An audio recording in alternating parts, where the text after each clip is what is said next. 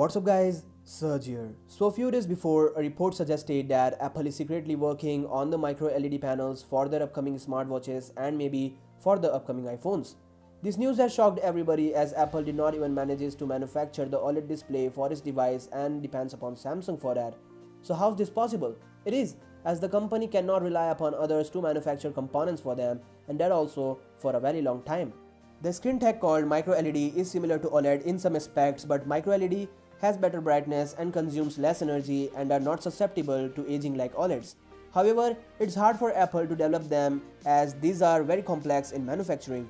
Samsung has already showcased a micro LED TV at the CES and said that these displays can be used in mobile phones, tablets, and displaying tech. However, if Apple successfully developed this, then there might come a time when it shifts iPhone displays to this technology and eliminate the need of sourcing panels. Now, when we are talking about the panels, how can we forget the folding iPhone? Vamsi Mohan, who is a very famous bank analyst, said that Apple is working on a foldable iPhone that they may plan to launch in 2020.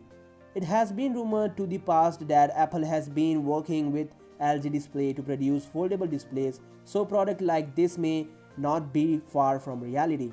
But again, Samsung has showcased their folding panels and are working on the Galaxy 10, which is said to be a folding mobile phone debut. There are some technological issues, but we expect to see it the next year itself. Now, Apple has confirmed the March 2018 event and we expect to see a new low-range iPad with the support for the Apple Pencil and the upgrades in the software. The variant of the iPad series would cost $259 approximately. In addition, there are also some reports for the all-new iPhone X Gold variant, which is in production right now. And that said, tell me your thoughts about this in the comments down below, and I'll see you guys tomorrow. Peace out.